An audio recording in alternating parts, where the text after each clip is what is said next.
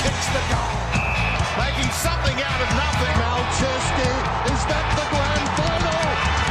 Jimmy Bartell can make a hero of himself. That is a brilliant snap. He's kicked the goal and Freeman to win it after the siren.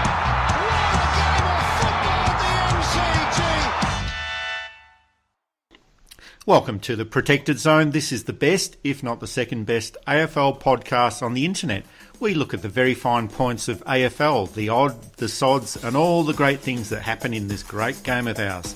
In this episode, we wrap up the first week of finals. The best match ever in the history of the game. Sweet Caroline at the football. I'd really like to see that. We review score review system.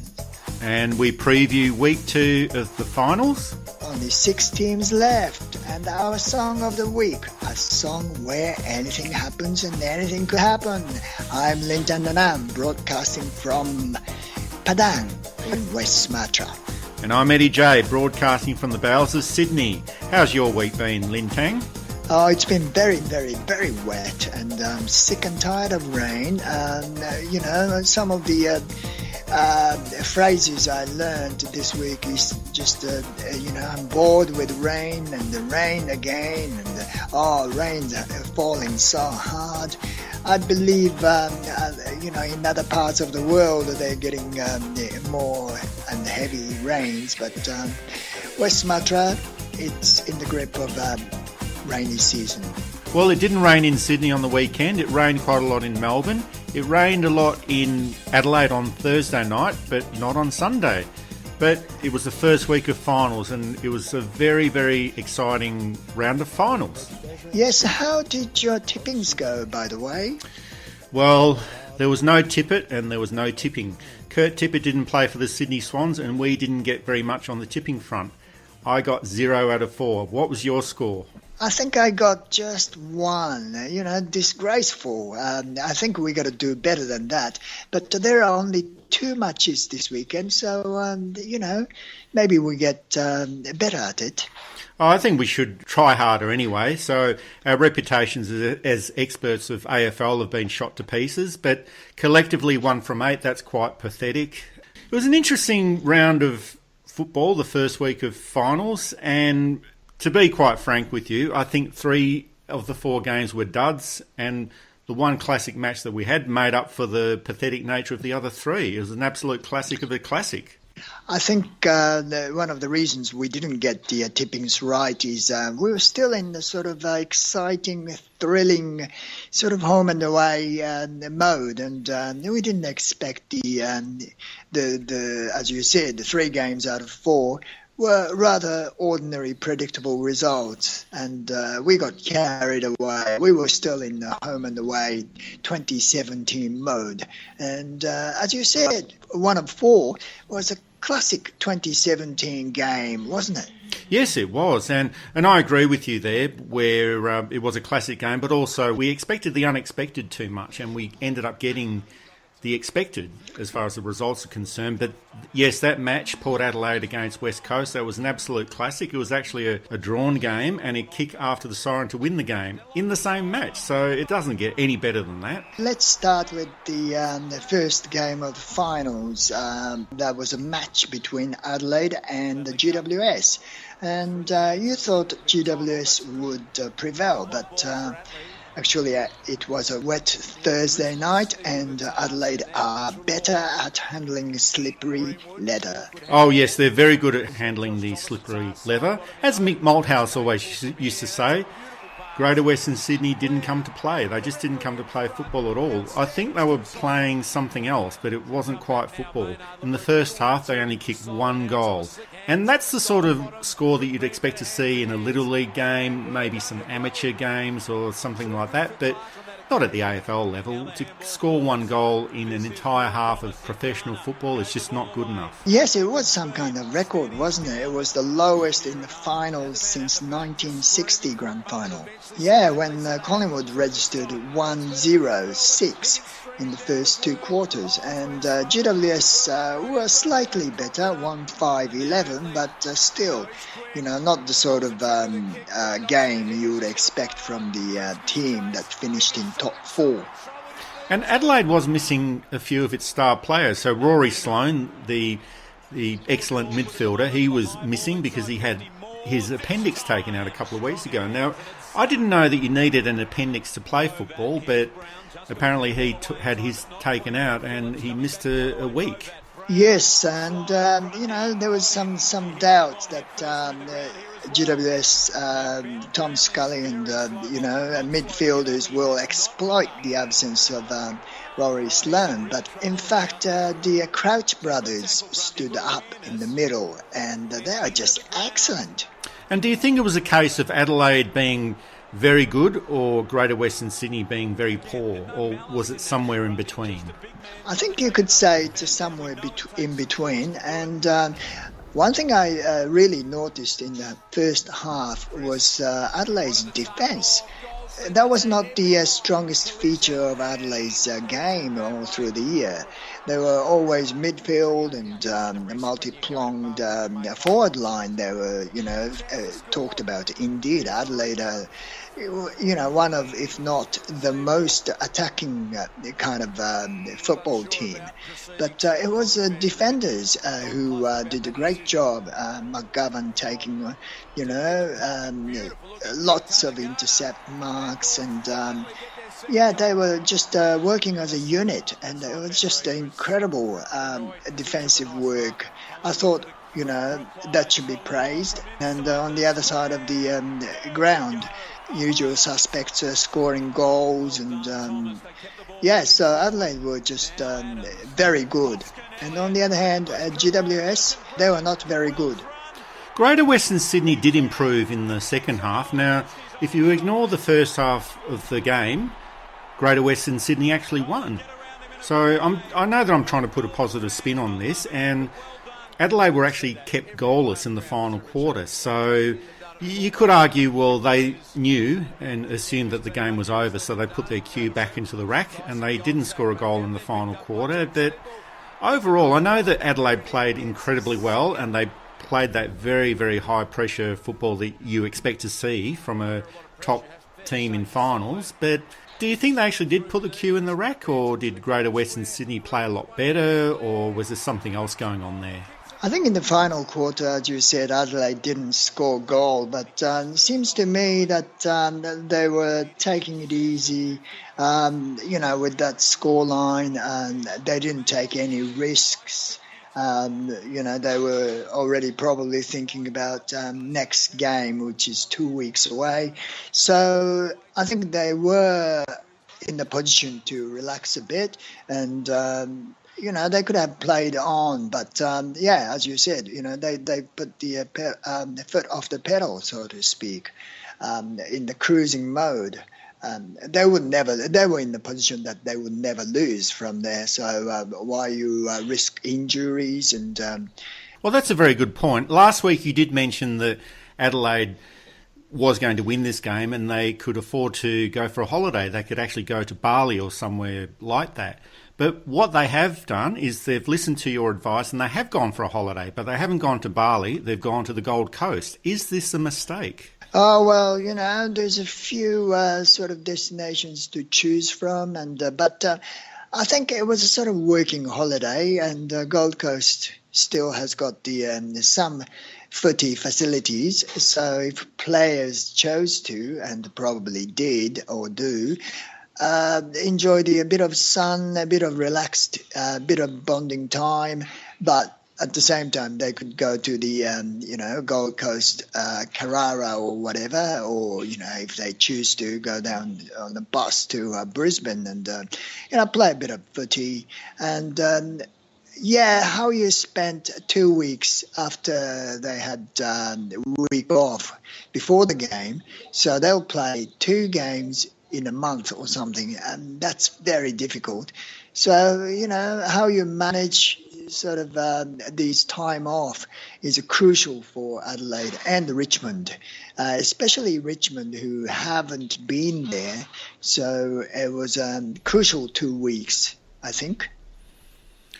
Speaking of which, Richmond against Geelong on Friday night, there were 95,000 people packed into the MCG. And I think that around 75,000 of those 95,000 were Richmond fans. Yes, for Richmond fans, they've been waiting for a long time, and every time they're close, they were always asked, "Is this the real deal?" And it's getting closer to, yes, it is a real deal. And, all those fans welcome back to MCG and watch their beloved Tigers performing well. And they did well. Oh, they played very well, and it was their first finals victory since 2001. For the first half, Richmond played incredibly well. They were just on top of Geelong so much, and they used their pressure, and they kept Geelong goalless up until the final minute of the first half. And because it was a low-scoring game, Richmond at that point had only scored 3 goals, and Geelong managed to score those 2 goals in the final minute. So it was still a close game at half-time. And I think a lot of Richmond fans would have been thinking, oh no, we've really fluffed this game. We played so well for an entire half, but yet Geelong have managed to score the final 2 goals of the first half, and they're still in touch. What happened in the second half? Well, Tigers led by, brilliant Dustin Martin, and it just went away. As you said, the first half was a very, it seems to me that they played very defensive game. Tigers dominated the play. But they didn't hit the scoreboard. And as you said, there was a fear that, Geelong will catch up and, take over. But, Tigers maintained the, momentum. And one of the telling stats of the game, the Tigers game, was tackling or breaking tackles. Geelong, throughout the season, very good tackling side, but Dustin Martin alone escaped, broken 6 tackles. So, that says something about the sort of physical nature of Tigers' game, or the luck of it on the part of the Cats.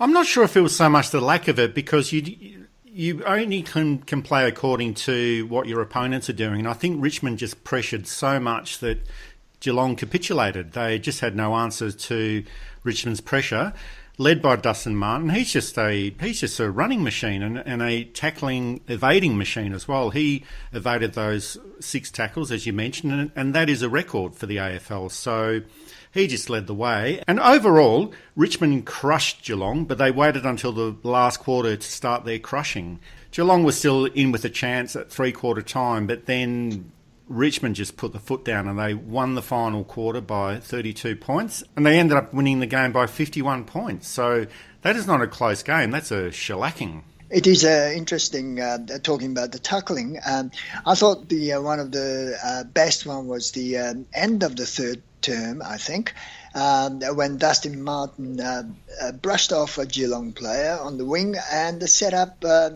Richmond goal. And that was the sort of turning point to me, and showed the team that, okay, we're going. And as you said, last quarter, just bang, exploded. The Cats have problems. They managed to score only 5-10. 40 points. That was their lowest score in the finals since 1914. And, there seems to be a forward problem, but it seems to be an entire team problem. The defenders were under pressure all throughout the game. And, forwards had to come and rescue. And then when they won the ball, they didn't know how to move forward. So the whole structure was sort of a bit of, disarray. And so it's not just the forward, but forwards not firing. I mean, only 5 goals are kicked. We talked about GWS not scoring well, but, the Cats were, I think, worse. Geelong have only won 2 out of their last 9 finals games, and for most of this season we've been talking about Brad Scott, the coach of North Melbourne, being under a lot of pressure. But is Chris Scott, his brother, now under the same sort of pressure as well? Yeah, that's a bit of worry.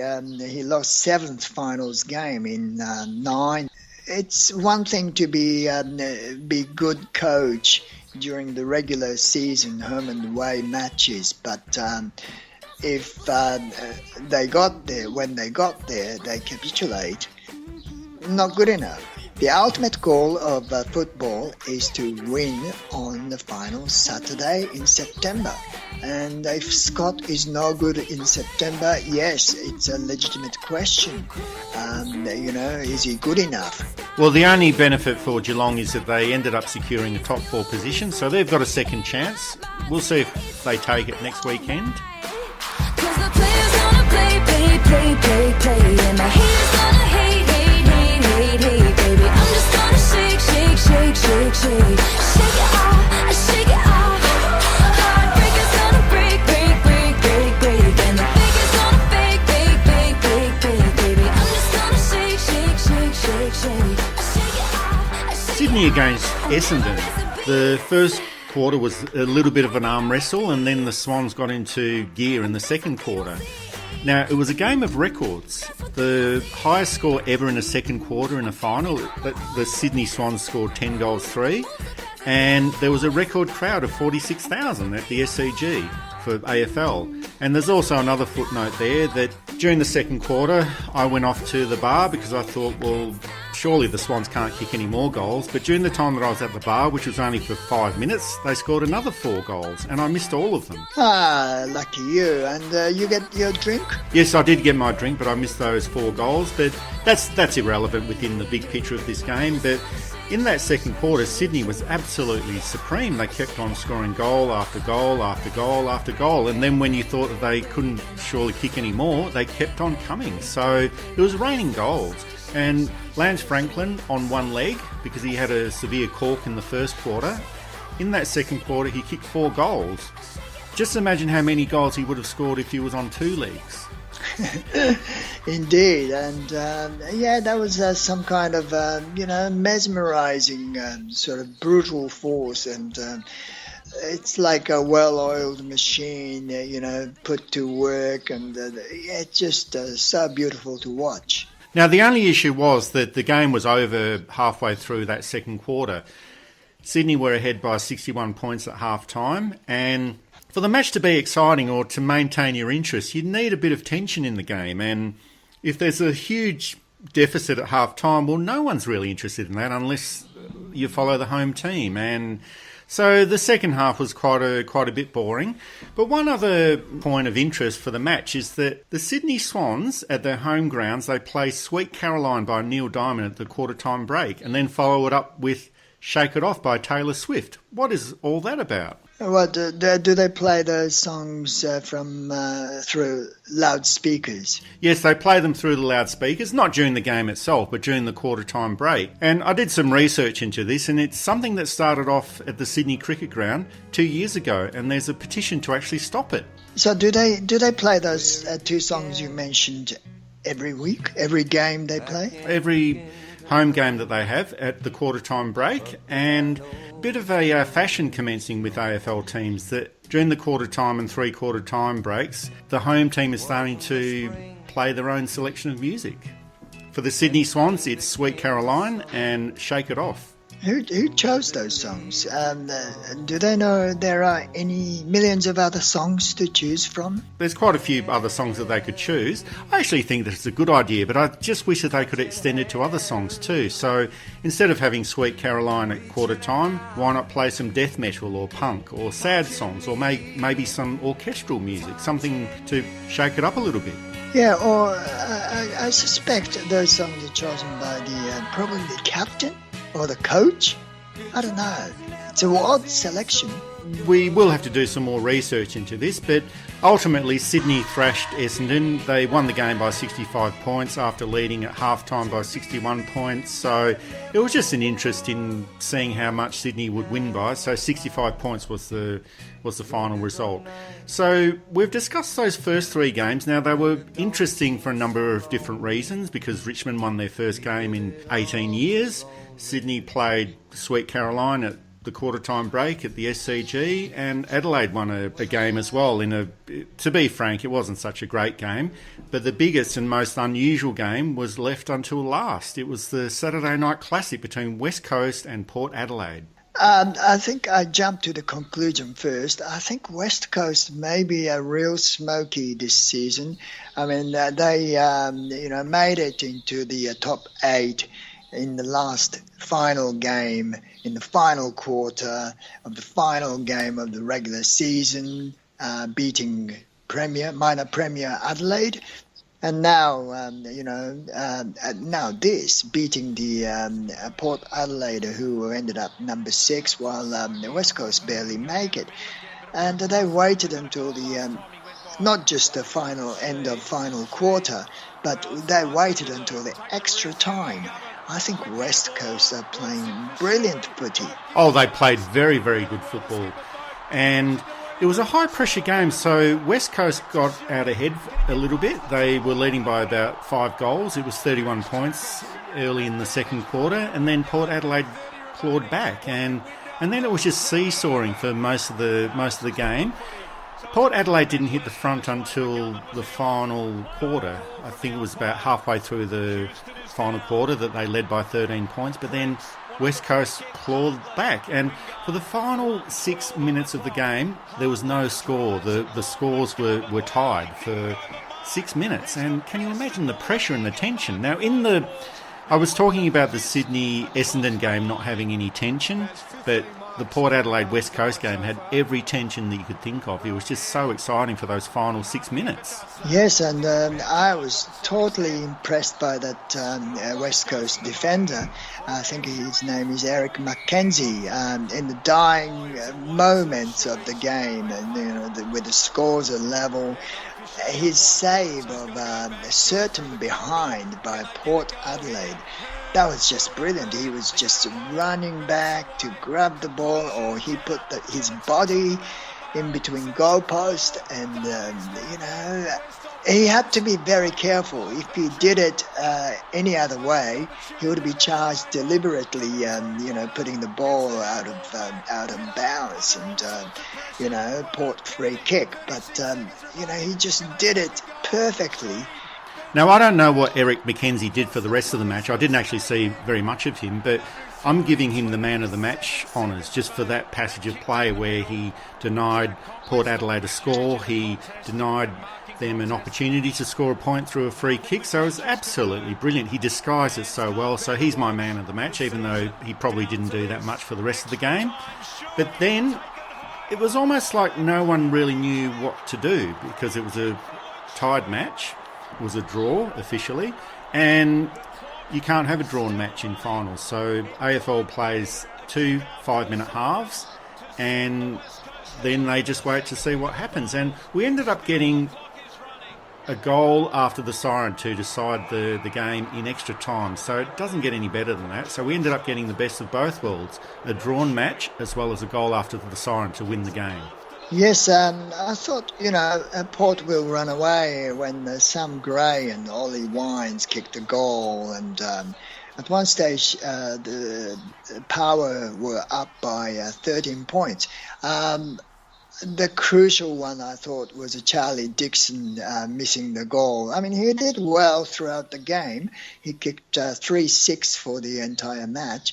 But that one, and he, early on in the game, he was the only one that's scoring and keeping Port in touch with the Eagles. So, nothing to discount his effort. But that one miss in the extra time was a crucial. And Josh Kennedy of West Coast Eagles, he was quiet throughout the regular part of 4 quarters.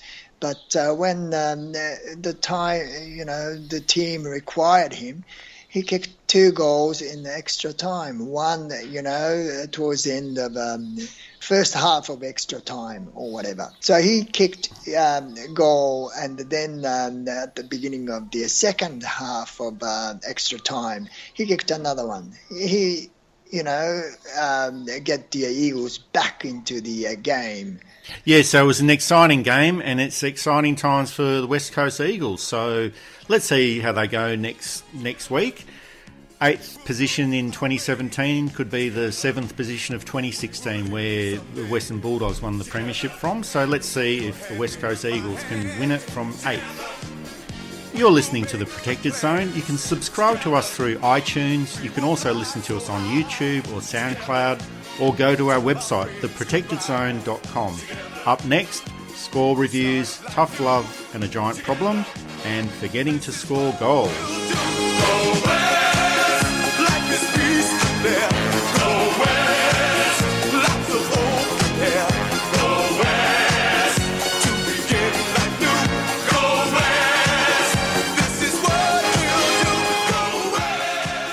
Reviews, Lin Kang. It's actually been a system that was set up by the AFL 6 years ago. Is it working or is it not working?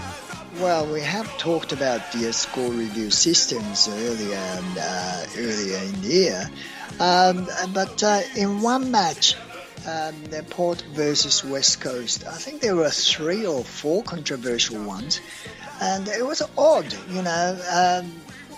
I had to question myself, are they watching the same video? Are they watching the same evidence to reach the completely different conclusion? Do you know what I mean? Yes, I do know what you mean, but there was one particular contentious decision, and it was Chad Wingard. He had the ball on his boot, and the West Coast defender had their hand on the other side of the ball at exactly the same time. And the rules stipulate that if that happens, that it's deemed to be a goal. So that one... It was contentious, but it was still classified as a goal. Yeah, I wasn't too sure, and a lot of people were not sure either. And when the decision was, given as a goal, and I thought, how could it be a goal? And there was another one who it seems like it wasn't touched, but it was touched, not touched. Yeah, maybe as we concluded in the last time we talked about this video review system, unless we have absolutely sure and we're watching the same evidence, 100% watertight, I think we should go back to the, just relying on human umpires and leave it there. And, people can still talk about, that was the wrong decision. It was an incorrect decision. But, no point bringing these evidence and reviewed and, still we have to keep on talking about it. Maybe we just leave it to the humans. Well, we don't want AFL to become like a court of law where every single decision is adjudicated by someone in a booth somewhere else. And I'm with you on this one. Like, life is not perfect. And if a goal is signalled as a point or a point is signalled as a goal, well, umpires may make mistakes. Umpires are human as well. So I think we're trying to make AFL too perfect where we want every single decision to be 100% right. But sometimes you need that little bit of a grey zone where, 95% of correct decisions is pretty good. That's good enough for me. Yeah, I mean, especially in that sort of tight games, those, I think 2 or 3 contentious goals decisions, could go either way. And, that Port... regretting, it should be this way or that way. To avoid that sort of situation, I think we should leave it to human umpires,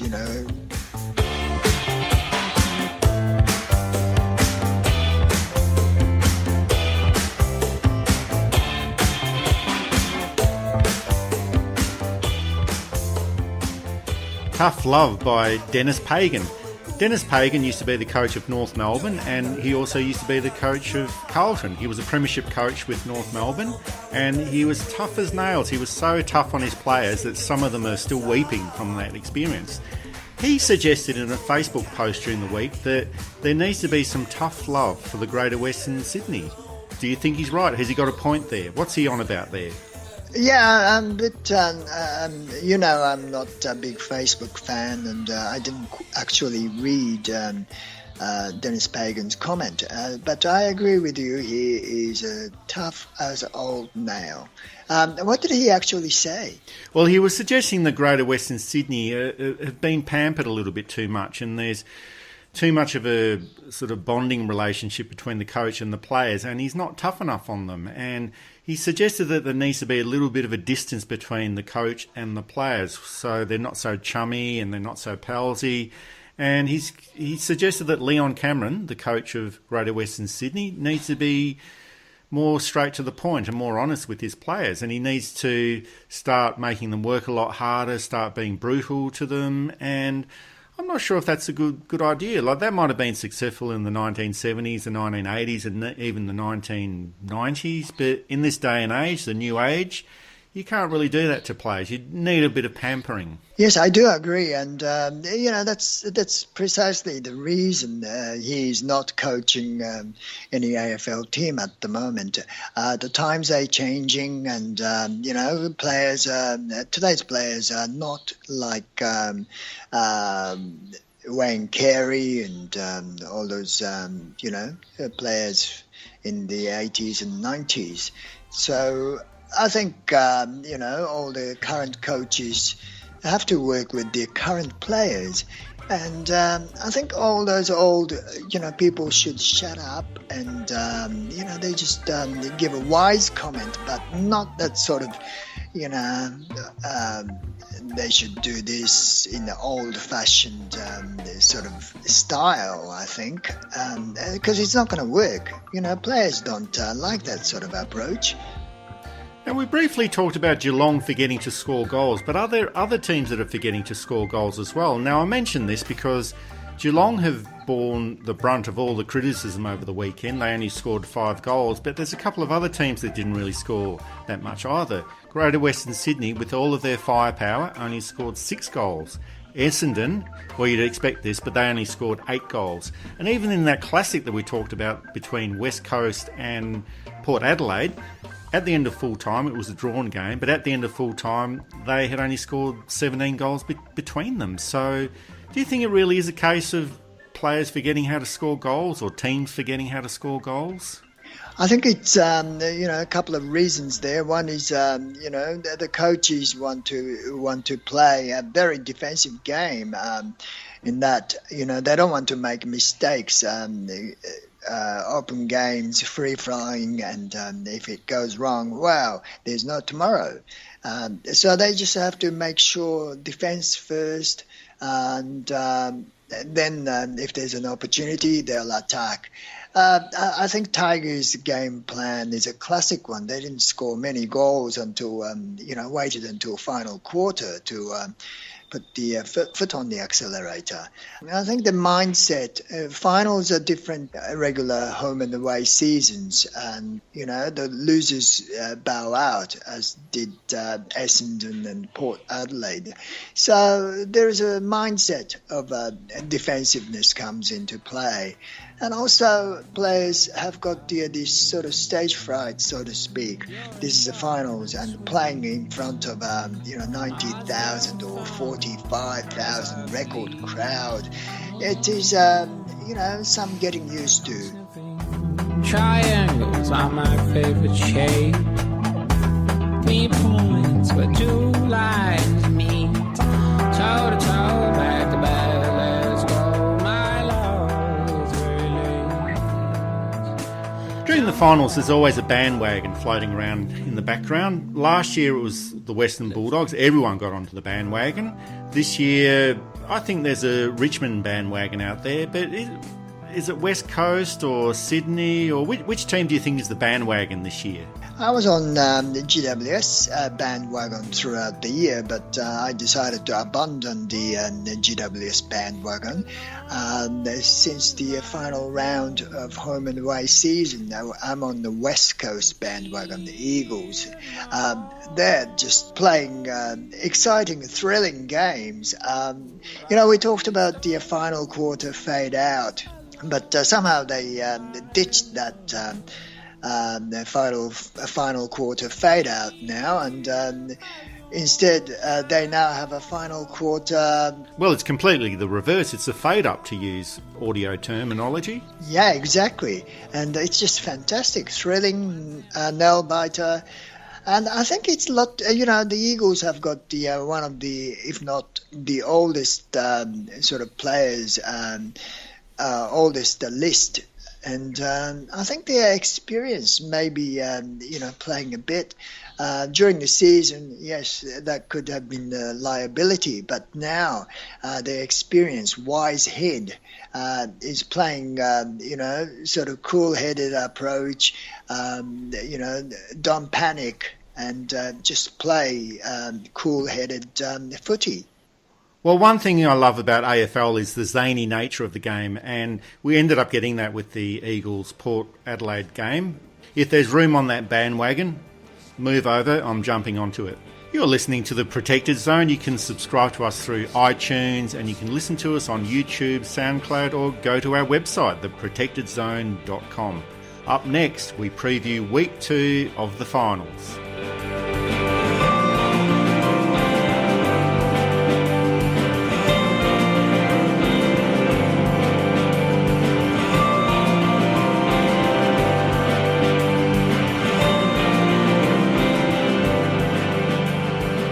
Finals. It's week 2, Lim Kang. Is it going to be an exciting round, or is it going to be an unexciting round? Well, there are officially 6 teams left, but there are only 4 teams playing. Therefore, we've got only 2 games to preview.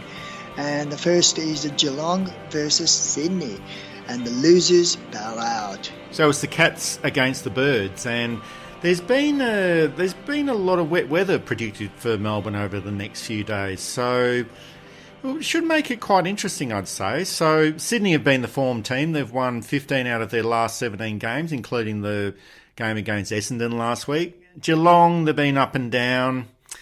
It's hard to see them coming back, but weird things happen in football. Yes, Geelong have to turn around very quickly. One major problem, as we have been talking about, is a scoring problem, and they might throw in Patrick Dangerfield up forward, I think, just to make things happen, because their forwards structure was a bit of a problem, and that could shake up Sydney's mindset a bit. One big player that was missing last week was Daniel Menzel. Now, he's out of contract for Geelong, and he should have played last week against Richmond. So he'll probably come back into the team, but will he make a difference to their scoring potential? I think they would, and he's kicked during the season the second most goals for Geelong, and lack of firepower, put in the gun, and Daniel Menzel is one of them. So the Sydney Swans, as I mentioned before, they're a very well-oiled machine at the moment, and Geelong are the opposite of that. It's almost like they've got a rusty engine. Something needs to happen there. Now, for all those people that are completely writing off Geelong, we only have to look at recent history to find out what can happen to a team that ends up in the top 4. Last year, Sydney played against the Greater Western Sydney. They lost their first game. They were thrashed by Greater Western Sydney, and they came back to make the grand final. And there's another point of history as well. In 2001, North Melbourne were thrashed by Essendon to the tune of 125 points, but a week later they came back to win their next final game. So it's not all over for Geelong. Now I'm trying to get my tipping back in order. So for this match, I think Sydney will win the game. They should win by about 20 points, I'd say. Yes, I have to say Sydney will prevail. So that's the game on Friday night. On Saturday, there's another game between Greater Western Sydney and the West Coast Eagles. A fairy tale figure against a bird of prey. Is the fairy tale over for Greater Western Sydney? Yes, Giants have got the giant problems with the 2 Giants scratched already. Ruckman Shane Mumford and Jeremy Cameron, exciting forward. Both of them are scratched for the rest of the season, and the rest of the season could end this weekend for the entire team.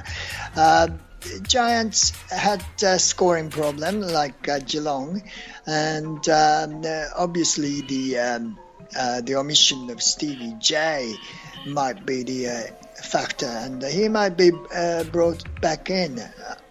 Toby Green was kicking okay, but Toby Green alone can't win the game against in-form West Coast Eagles.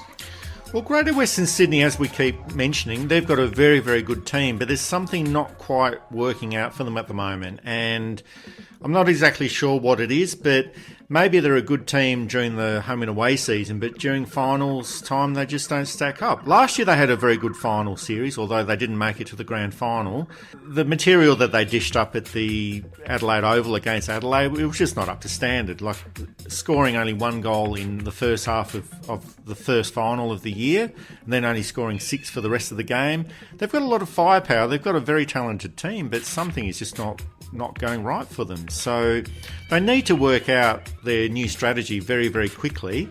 West Coast has got everything going for them. The only thing that they haven't got going for them is the travel time, because they played a long game in Adelaide, went back to Perth, got on the plane, and then they'll be going into Sydney tomorrow. And will travel be a factor for them? Well, West Coast are, seasoned travellers. They're used to it. And, even though GWS has got extra 2 days rest, but they lost two Giants players. And, West Coast, yes, travel. They don't usually travel very well. But that's all behind now. It's a finals time. And what is lacking from GWS and Geelong to a lesser degree, what those teams are missing at the moment, I think, are the sparks. Finals are just momentums, as we saw last year. The Dogs had the momentum and they just, overcame any other problems. And that is precisely what's missing from GWS and Geelong to a lesser extent. They need some player or players to just get the things rolling, sparks. And the West Coast Eagles at the moment have got that. Momentum is sometimes unstoppable. I'm expecting that Josh J. Kennedy, he won't have 3 or 4 consecutive games where he doesn't kick the goals. He'll come out with a bang because he's had his warm-up opportunity. I think that he'll play quite well on the weekend and he'll kick a number of goals. And Eric McKenzie, he'll save another few points for West Coast as well. And yes, I think that West Coast will win this game. Oh, yeah. I think West Coast will have another thriller. The game will probably go down to the wire. Well, earlier in the season, Greater Western Sydney played out 2 consecutive draws. So it might happen this time around. But as you know, in AFL finals, you don't have a draw. You just keep playing until the result is known. But we might see another drawn game here and Eagles to score a victory after the final siren. Let's see how it goes. You're listening to The Protected Zone. You can listen to us through iTunes, YouTube, SoundCloud, or our website, theprotectedzone.com. Up next, our Song of the Week.